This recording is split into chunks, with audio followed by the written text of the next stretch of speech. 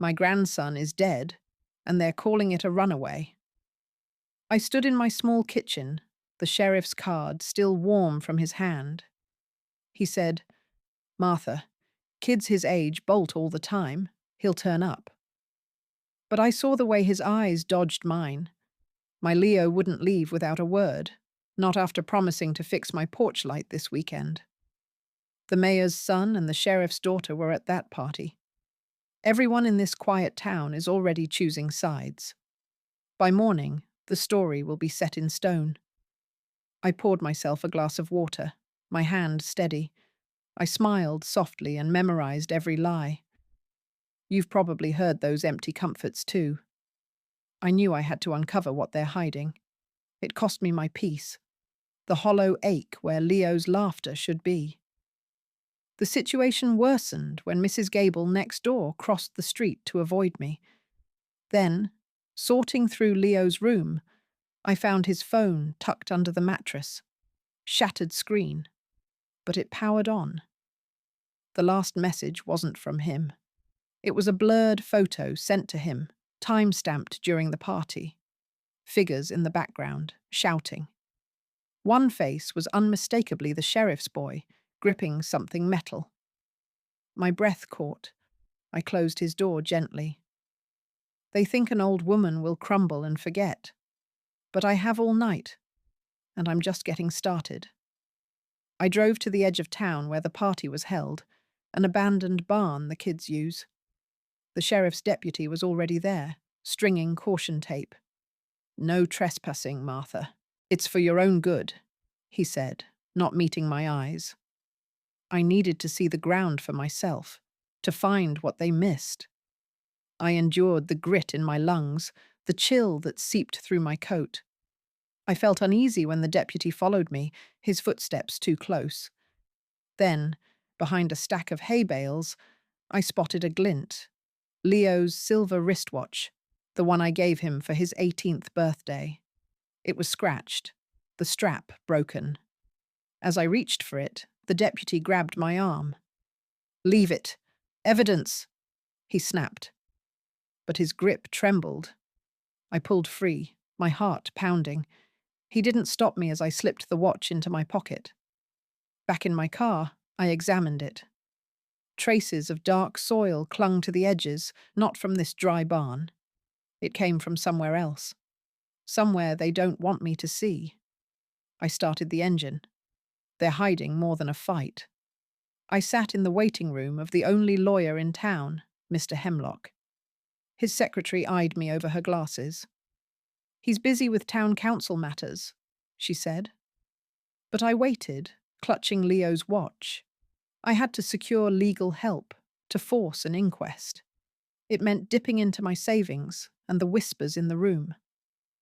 Tension built when the mayor himself walked out of Hemlock's office, patting the lawyer's shoulder. "Keep things orderly, Tom," he said, glancing at me. Then, Hemlock invited me in, his face weary. "Martha, this is a small town. Some battles aren't worth fighting." But when I showed him the watch, his expression shifted. He leaned in, voice low. "I can't take your case openly, but check the land records for the old quarry. The sheriff's family just sold it, rushed through." My hands shook as I stood. He wouldn't say more. I left, the quarry deed burning in my mind. They sold it the day after Leo vanished. At the county clerk's office, I requested the quarry sale documents.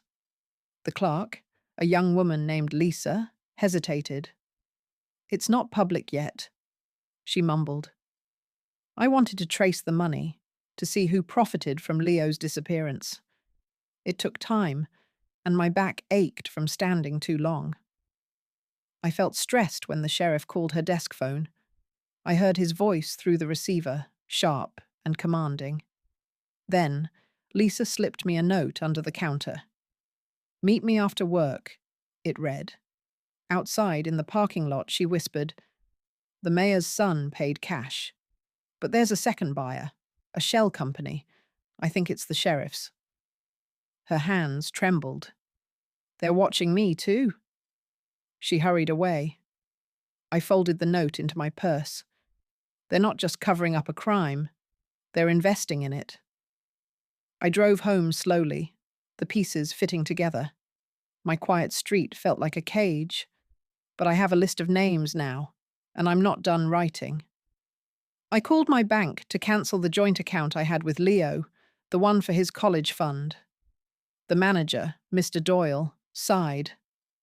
Martha, without a death certificate, it's complicated. I aimed to protect what's left, to cut their access. It involved the finality, admitting he's gone. The pressure rose when Doyle added, "The sheriff's office inquired about this account yesterday. Routine," they said. Then, I remembered Leo's secret savings, a cash box he kept for emergencies. I found it in his closet, behind his winter coats. Inside, beside a stack of bills, was a key labelled Storage 42B. My breath hitched. He never mentioned renting storage. I clutched the key, my palms sweating. They think they've erased him, but he left me a trail. I'll go there at dawn, before anyone notices. The night is long, and I'm wide awake. The storage facility gate creaked open at dawn, the sound too loud in the silent morning. I clutched Leo's key, my knuckles white. Unit 42B was in the far corner, rust staining its blue door. I needed to see what Leo hid here, what they killed him over. I felt a hollow fear, with every shadow seeming like a threat. I felt the tension when a car slowed on the road outside, but it passed. Inside, the unit was crammed with boxes and an old trunk. I opened it, finding Leo's camping gear and a folder of documents. Then, under a blanket, I spotted his laptop, the one he said was stolen months ago. My heart raced as I booted it up. The battery was low. Files flashed on screen. Photos from the party, time-stamped, showing the mayor's son arguing with Leo near the quarry edge. But then, I heard a footstep outside the unit, breaking my focus. I snapped the laptop shut, hiding it in my bag. Tucked in the folder was a receipt for a security camera, bought the day before he died. A small but shocking discovery. The unit door rattled, not from the wind, but from a key turning in the lock. I froze, trapped inside with whoever was coming in. I ducked behind the trunk as the storage unit door slid open. Sheriff's Deputy Miller stood there, flashlight beam sweeping the space. "Anyone in here?" he muttered. I needed to escape unseen, to protect the laptop and receipts. I ended up with a cramped leg, and the dust made my throat itch. The tension grew as he stepped closer, his radio crackling with the sheriff's voice asking for a status update. Then his phone rang. He turned away to answer, giving me a moment. I slipped out behind him, clutching my bag, and hurried to my car. Back home, I examined the security camera receipt. It was from a store in the next town. Leo must have installed it somewhere. Then, I noticed the receipt had a serial number, and I remembered a small, discreet camera he'd mounted on my porch last month, saying it was for safety. I rushed to check it, my hands trembling. To my shock, the camera was gone, its mount empty, but a faint wire dangled where it had been. Someone had removed it recently, and I knew they were one step ahead. I called the security company, pretending to be Leo's mother reporting a stolen camera. The clerk hesitated. "Ma'am, we need the account holder's permission for footage access. I wanted to retrieve any stored video to see what Leo had seen." It meant risking exposure, my voice shaking as I lied. The tension intensified when the clerk said, "I'll have to verify with the sheriff's office. They flagged this account." Then he slipped, mentioning cloud backups are auto-deleted after 30 days unless saved. Today was day 29. I thanked him and hung up, my mind racing. Just then, my doorbell rang, Mrs. Gable from next door, holding a pie. For your loss, she said, but her eyes darted around my living room. After she left, I checked the porch. The pie was store-bought, and a note tucked underneath read, "Stop digging." I realized her husband works for the mayor's office. When I opened my laptop to the security company login page, a pop-up warned of unauthorized access attempts from another device. They were in my accounts. I changed all my passwords, my fingers clumsy on the keyboard. I needed to secure the evidence and find that cloud footage before deletion.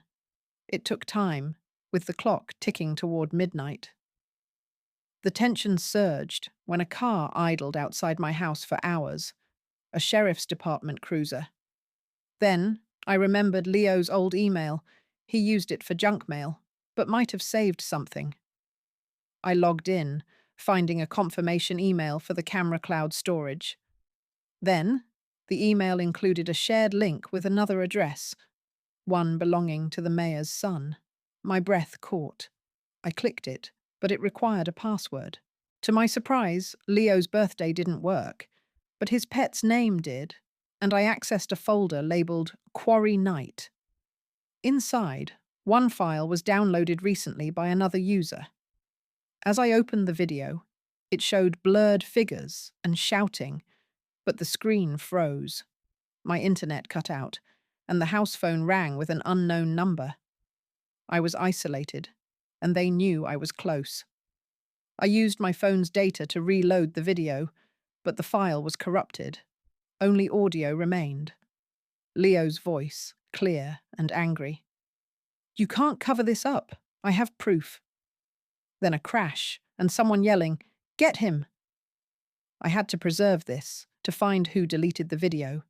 It meant confronting the truth, my hands cold as I saved the audio to multiple devices. The tension escalated when a knock came at the door. The sheriff stood there, his face grim. "Martha, we need to talk about Leo's belongings." I invited him in, hiding my phone. He sat, leaning forward. "Let's drop this for your health." Then, his radio buzzed with a report of a disturbance at the quarry, his own department. But he ignored it. Suddenly, my phone buzzed with a text from an unknown number, a photo of the quarry at night, with a figure digging.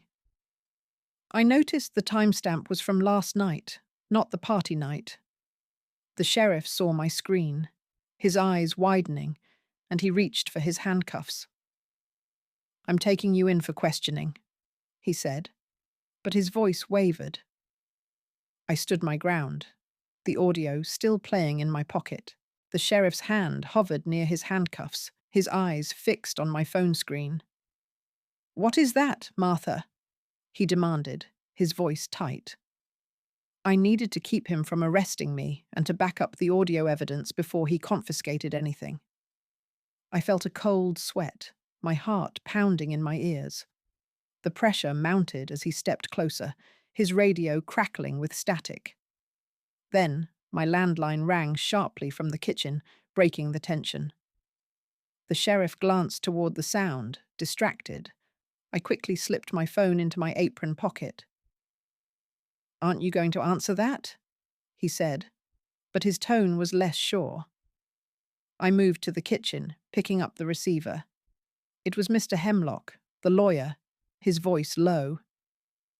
"Martha, I heard the sheriff was headed your way. Don't say anything. I'm sending an associate to you now." I hung up, turning back to see the sheriff checking his own phone, his face pale. He muttered, "We'll continue this later," and hurried out, leaving my door open. I locked it, my hands trembling, but as I played the audio file again, I noticed a background voice I hadn't caught before. A woman's, saying, "The ledger. It's all in the ledger." It wasn't the sheriff's daughter. It was someone else. I replayed it, my breath catching. Who was she? And what ledger? The audio held more secrets, and now I had to find it before they realized I'm closing in. I drove to the public library, the only place with free internet access since my home connection was cut. I needed to research what the ledger could be, using the library's computers to avoid tracking. It cost me time, and the stares from other patrons made my skin crawl. The tension grew when I saw Deputy Miller enter the library, scanning the room. I ducked behind a bookshelf, pulling up old town council minutes on a computer. Then, I found a reference to a community fund ledger from years ago, managed by the mayor's office for local projects. The file was listed as archived in the basement. As I headed toward the stairs, the librarian stopped me. "That area's closed for repairs," she said, but her eyes shifted nervously. I insisted, showing my library card, and she relented. In the dusty basement, I located the ledger, a thick binder filled with financial entries. Flipping through, I saw large withdrawals around the time of the quarry sale, initialed by the sheriff. But as I took photos with my phone, a floorboard creaked above. I looked up to see the mayor's son peering down from the stairwell, his expression dark. He didn't speak, just watched me, then turned and left. I clutched the ledger pages, my pulse racing. He knew I was here, and now I had proof of money trails. Back in my car, I reviewed the ledger photos on my phone. The entries showed payments to a site cleanup company right after Leo's disappearance. I needed to link this to the quarry, so I drove to the county records office again, aiming to cross-reference the company name. It meant facing more bureaucracy, and my arthritis flared from the driving. The pressure intensified when I saw the sheriff's car parked outside the records office. He was waiting for me. I parked around the corner and called Lisa, the clerk, from a payphone. She answered quietly. "Martha, don't come in. They've flagged your name in the system." But then she whispered, "Check the business licenses. That company isn't real." I thanked her and hung up, my mind racing. At a nearby cafe, I used their Wi-Fi to search business registrations. The cleanup company was dissolved years ago, but payments were still made. Then, an email popped up on my old account, from Leo's address, sent as a draft weeks ago. It contained a list of names, the mayor, sheriff, and others, with amounts next to them. My hands shook as I read it. Leo had been tracking their bribes. But as I saved it, my phone died, the battery drained, and I had no charger. I was stranded with critical evidence, and they were closing in. I walked to the only electronics store in town, buying a portable charger with cash to avoid traces. I needed to power my phone and send the evidence to a safe place. It cost me my last emergency funds, and the clerk eyed me suspiciously. The tension built when I saw Mrs. Gable outside the store, talking on her phone and glancing my way. I hurried to a bench in the park, plugging in my phone. As it booted up, I uploaded the ledger photos and Leo's email to a cloud storage account I'd set up with Hemlock's help. Then, I noticed a new file in Leo's draft folder, a voice memo labeled Backup. I played it. Leo's voice, shaky, describing how he saw the mayor's son and sheriff's son arguing at the quarry, then a push and a fall. "They think I didn't record it, but I did," he said. My eyes welled up, but I stayed focused. Suddenly, a shadow fell over me. Deputy Miller stood there, his hand out. "Give me the phone, Martha." I stood, clutching it tight. "It's already sent," I lied, my voice steady. He hesitated, then his radio buzzed with an alert about a disturbance at my house. He turned and ran, leaving me alone. I checked my phone. The upload was complete, but a notification showed someone had tried to access my cloud account from the sheriff's IP address. They were hacking in, and I had to move fast. I drove to Mr. Hemlock's office, the ledger photos and audio files saved on a USB drive in my purse. I needed to hand over the evidence officially, to start legal proceedings. It meant trusting someone, and my stomach churned with doubt. The pressure peaked when I saw the mayor's car parked outside Hemlock's building. He was inside, arguing with the lawyer. I waited in my car, watching through the window. Then, Hemlock came out alone, gesturing for me to meet him around back. In the alley, he looked pale. "Martha, they've threatened my practice. I can't take this publicly, but I've contacted a state investigator, a friend from law school. He's discreet." He took the USB drive, slipping it into his pocket. "Leave town for a few days. It's not safe." I nodded, feeling a mix of relief and fear. As I drove away, I checked my rearview mirror. A sheriff's cruiser was following me. I took a detour through side streets, losing them near the old train station. But when I parked behind the station, my phone rang. It was Lisa, the clerk, her voice frantic. "Martha, they're searching your house right now. They have a warrant." I gripped the steering wheel, my knuckles white. They were getting desperate, and I had nowhere to go, but the evidence was out there now. The sheriff's deputies were inside my house, tossing my belongings, and I had until nightfall to stay hidden. I watched from my car down the street, my heart pounding. I needed to find a safe place to wait for Hemlock's update on the state investigator. It cost me the comfort of my own home, the familiar walls now violated. The pressure mounted when a neighbor's dog barked, drawing attention my way. Then, my phone buzzed. A text from an unknown number. "Library basement now." I drove there, parking behind the building. In the dim basement, Lisa waited, her face pale. "They're monitoring all your friends," she whispered, handing me a key. "It's to my aunt's empty cabin, 10 miles out. No one will look there." I thanked her, gripping the key, but as I turned to leave, I noticed a file on the table.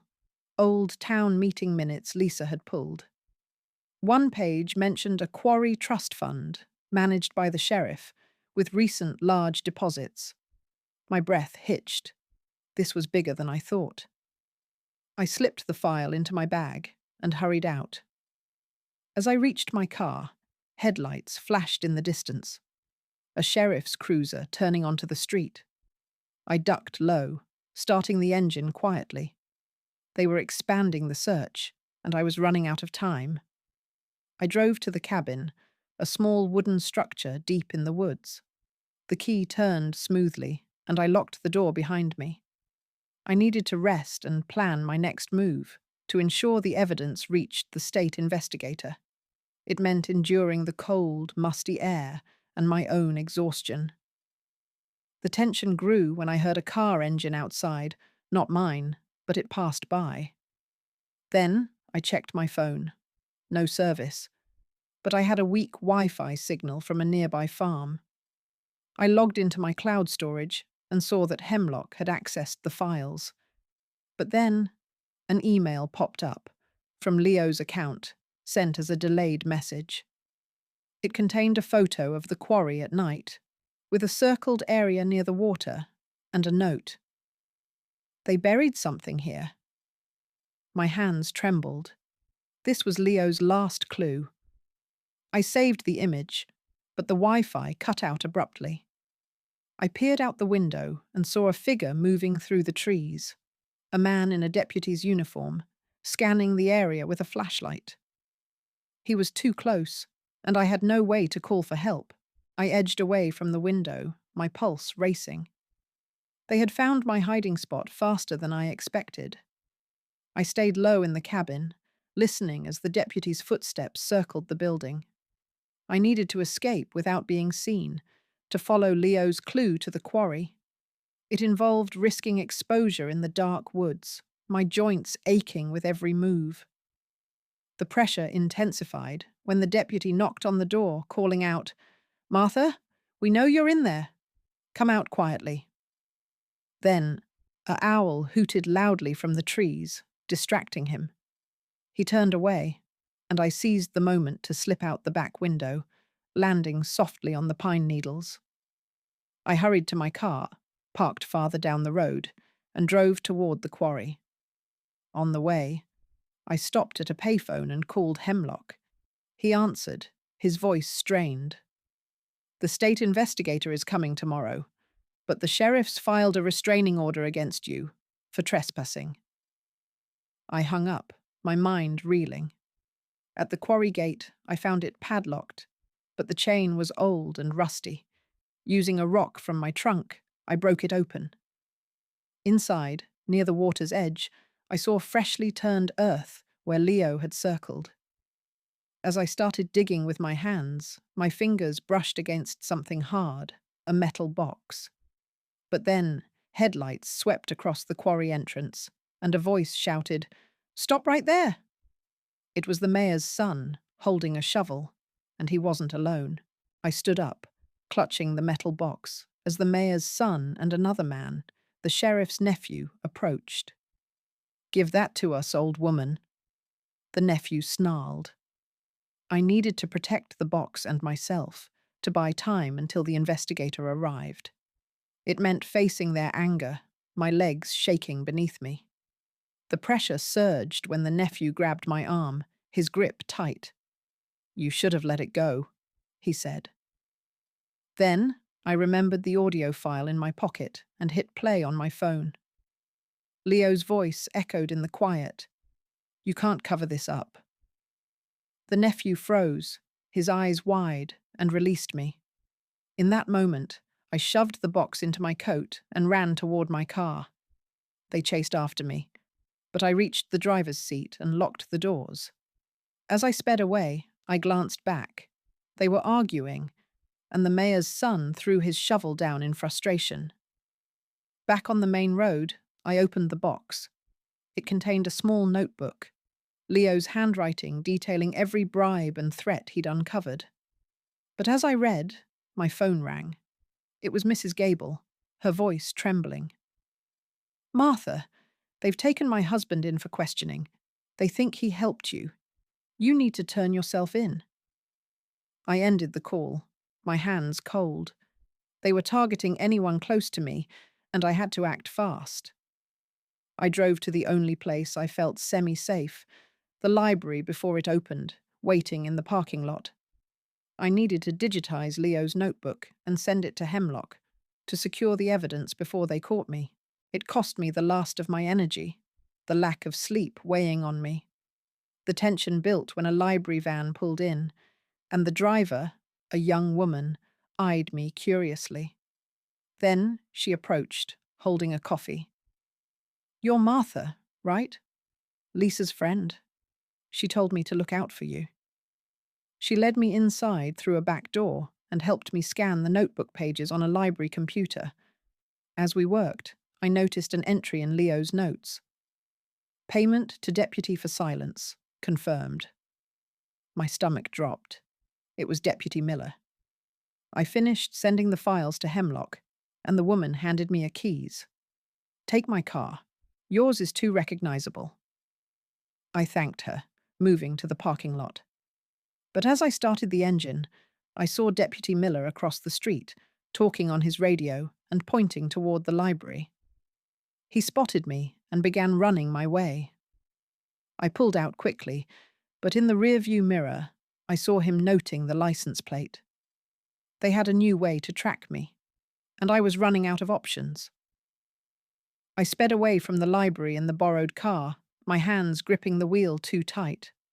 Deputy Miller was following me, his cruiser's lights flashing in my rearview mirror.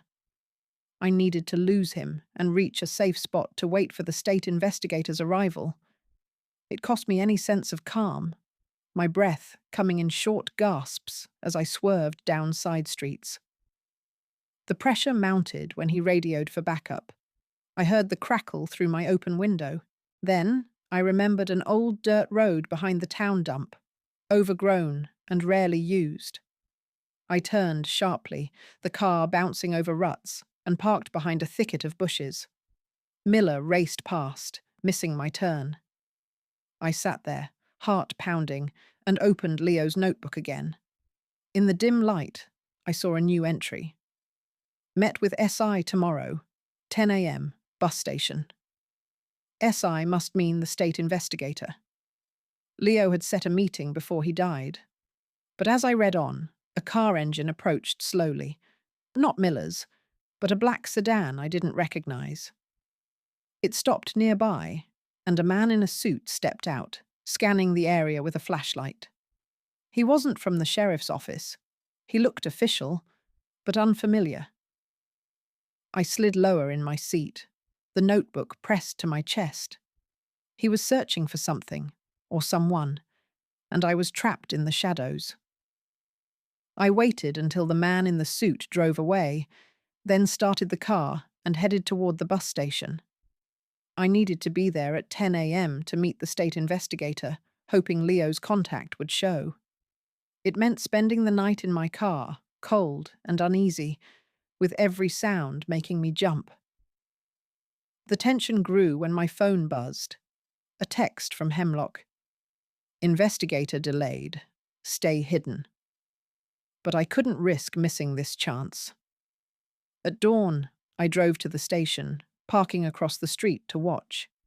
People came and went, but no one matched the description I had in mind. Then, a woman in a trench coat approached my car, tapping on the window. "Martha, Leo sent me," she said quietly. I rolled down the window, my pulse racing. She handed me an envelope. "I'm with the state attorney's office. We've reviewed your files, but we need you to testify." I took the envelope, but as I did, I saw Deputy Miller pulling into the station lot. The woman noticed him too and melted into the crowd. Miller stepped out of his car, staring directly at me. I started the engine, but he blocked my path with his cruiser. I was cornered, with the evidence in my hand, and no way out. Deputy Miller walked toward my car, his hand resting on his belt. "Step out, Martha," he called. I needed to avoid arrest and protect the envelope, so I pretended to comply, opening the door slowly. It cost me my dignity, feeling his eyes on me like a criminal. The pressure intensified when he reached for his handcuffs. Then, a bus pulled in between us, its exhaust cloud hiding my movements.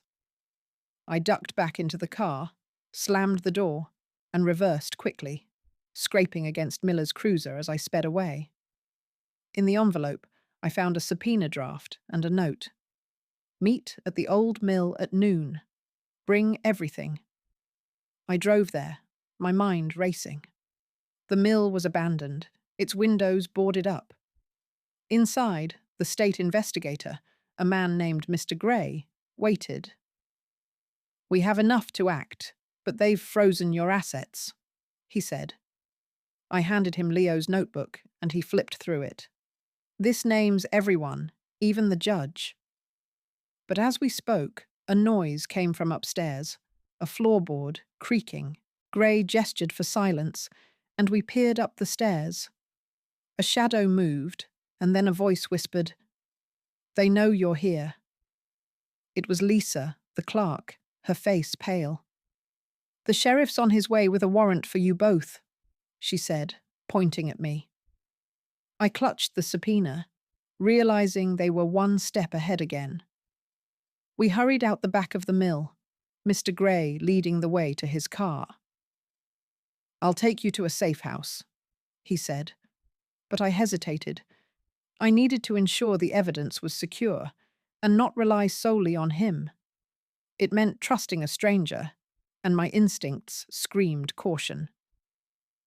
The pressure surged when we heard sirens approaching. The sheriff was close. Gray drove us to a small apartment on the outskirts of town. Inside, he called his office. "We're moving forward with arrests tomorrow," he told me. But then his phone rang. He listened, his face falling. "They've implicated you in Leo's disappearance, Martha. Fabricated evidence." My stomach dropped. I thought of Leo's voice memo and played it for Gray. "This clears me," I said. He nodded, but as we planned, a knock came at the door.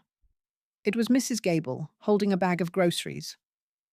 I thought you might need this, she said, but her eyes darted around the room. After she left, Gray checked the bag. Inside, tucked between bread and milk, was a small tracking device. We disabled it, but the realization hit. She was working with them all along. I felt a cold anger, but Gray's phone buzzed with an update.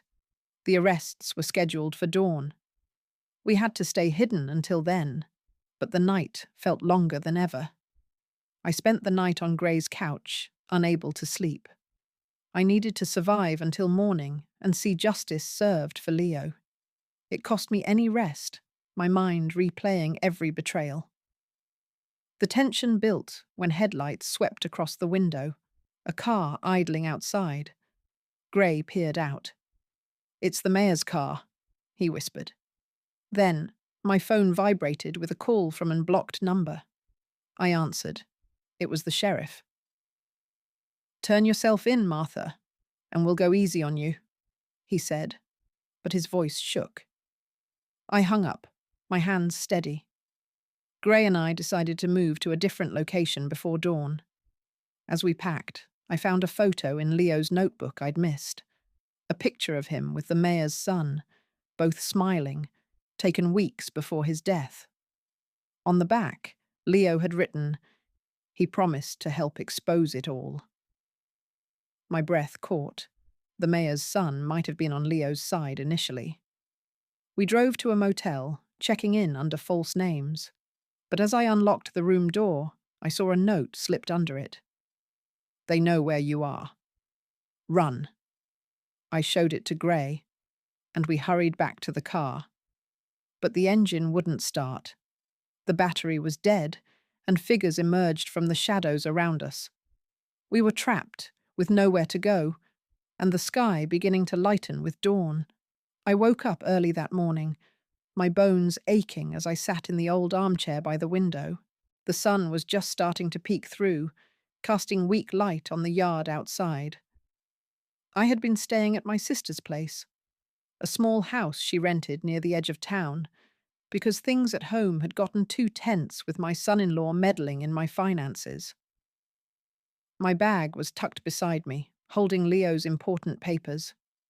Leo was my late husband, and those documents proved the real ownership of our family land, something my daughter's husband was trying to swipe for himself. Suddenly, I saw movement outside. 2 figures stepped out from behind the neighbor's shed. My heart jumped into my throat. I recognized Bill, the local sheriff who's friends with my son-in-law, and Tom, the mayor's boy who's always sticking his nose where it doesn't belong. Their faces were stern, like they meant business.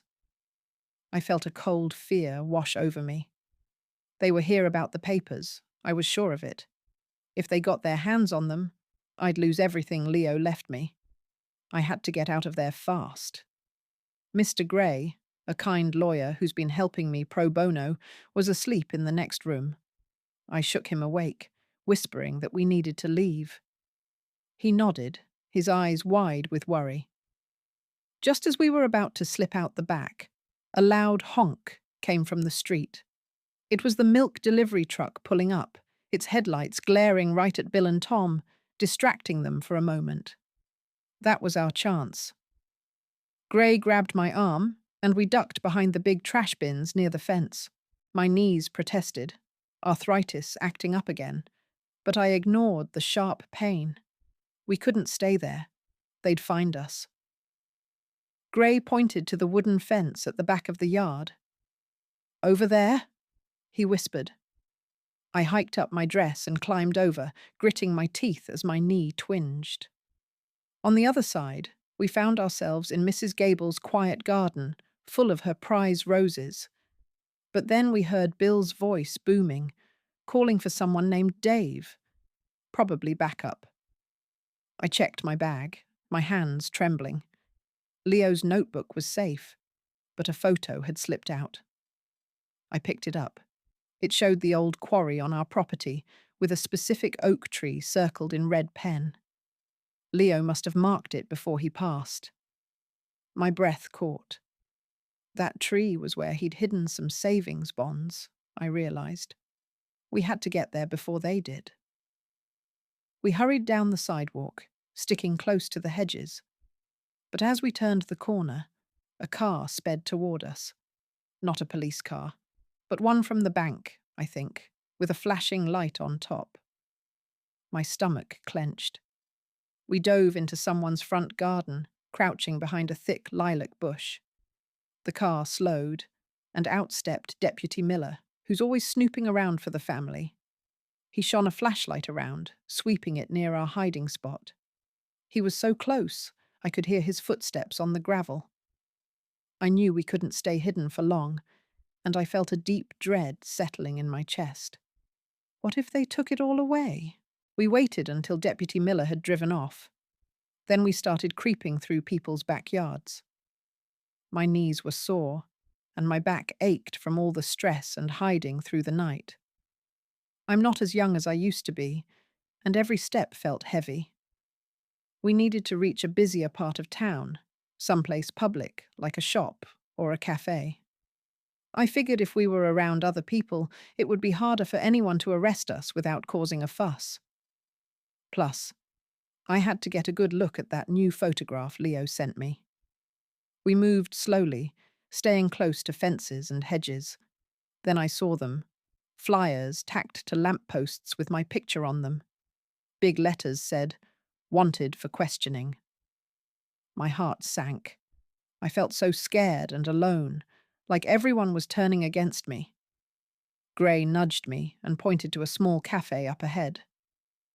"Let's go in there," he whispered. "We can blend in with the customers." Inside, it was warm and smelled of coffee. We found a corner table away from the window. I spread the photo out on the table. It showed a tree out at the old quarry, with a distinctive broken branch. But then I noticed something else. A little shed, almost completely hidden by bushes in the background. Gray pulled out his phone and started searching through maps of the quarry. "That's odd," he murmured. "This shed isn't listed on any official records." Just then, the cafe door chimed, and in walked Mrs. Gable. She's a neighbour from a few streets over, and our eyes met right away. She didn't come over to us, but she took a seat by the window and just watched. My stomach tightened into a knot. Was she here to help us? Or was she going to make things worse? I couldn't tell. Gray quickly paid our bill, and we slipped out the back door into the alley. As I glanced back, I saw Mrs. Gable on her phone, speaking urgently to someone. We hurried down the block to where Gray had parked his backup car. But when he turned the key, the engine just sputtered and died. "They must have siphoned the gas," he said, sounding frustrated. We were stranded again, right out in the open. Then I spotted a black sedan idling across the street, the same one we'd seen earlier. The driver stepped out and held up a badge. "State Police," he called over to us. "We need to talk." But something felt wrong. He stood too casually, not like any police officer I've ever seen. I felt a fresh wave of fear, wondering who he really was and what he wanted from us. That morning, Gray and I were standing on the sidewalk near the bus stop, just after I'd dropped off some papers at the clinic. The sun was warm, and the street was filling up with folks heading to work or the grocery store. A man in a crisp shirt and trousers walked up to us, a shiny badge on his chest. He said he was from the state banking authority, here to help with my account problems. But I didn't trust him one bit. Gray stood close, his face set in a frown. He's been like a son to me since my own children moved away. The man pointed to his car parked nearby. "I can drive you to the bank to sort this out safely," he said, but his eyes kept flicking toward Mrs. Gable's house across the street. "She's my neighbour, and we've shared many cups of tea over the years." Just then, Gray's phone buzzed. It was a text from his friend, who works at the notary's office. The message read, No state agents are scheduled for your area today. Be wary of impersonators. My heart jumped into my throat, and I felt a cold knot of fear in my stomach. We edged backward slowly. The man's friendly smile dropped, and he reached for his belt, maybe for a wallet or keys. But a school bus pulled up right then, and the happy chatter of children spilled out. Gray grabbed my arm, and we ducked into the alley behind the post office. My hands were shaking as I remembered the note my late husband Leo had left me. He'd written about a key hidden in our backyard shed, where he kept important papers about our savings and the house. I showed the note to Gray. "We have to check that shed before someone takes what's inside," I said, my voice trembling with worry. He nodded, and we hurried to the main road to flag down a taxi. I used the last of my cash to pay the fare, fretting about how I'd manage the bills this month. The taxi took us to the old quarry on the outskirts of town. It's where Leo liked to go for peace and quiet. We found the shed locked with a rusty padlock. Gray picked up a stone from the ground and broke it open with a few good hits. Inside, among some old camping chairs and a rolled-up tent, was a plastic storage box sealed shut. I pried it open and found Leo's journals filled with his neat handwriting and a small USB drive labeled backup. I knew it held proof about the missing inheritance money that my in-laws have been disputing. But as I held the drive, I heard the sound of car engines growing louder. We peeked out through a gap in the shed door and saw the local sheriff, the mayor, and a few others from the town council gathering at the quarry entrance. They had shovels in their hands and stern looks on their faces. They were here to dig up or destroy whatever evidence Leo had hidden, and we were stuck inside that tiny shed with nowhere to run. I felt a deep, sinking dread, like I was losing control of everything we'd worked for. I rushed to barricade the shed door using an old, heavy crate filled with canning jars I'd saved from last year's harvest. Outside, the angry voices grew louder. I recognized my son-in-law Tom and the local mayor's son, and my heart hammered wildly in my chest. I had to keep Leo's USB drive and his journals safe. They held the proof about the missing inheritance money and how they'd lied about my grandson's accident. My hands trembled as I tucked them deep into the inner pockets of my comfortable housecoat. Fear washed over me, and I worried we might not get through this safely. Then the shouting began. "We know you're in there, Martha. Open up." It was Tom, using that same bullying tone he always does when he's pressuring me to sign papers. Just then, my dear friend Gray, who's helped me with legal matters since my husband passed, got a call on his cell. He whispered that the state police were on their way and would arrive in about 10 minutes. We had to stall for time. I raised my voice and called back, "Why did you let my grandson die? Was it all for the insurance money?" There was a long, heavy silence. Then the mayor's son replied, his voice shaky and unsure. "It was an accident. He fell when we were arguing over the will. We panicked and covered it up."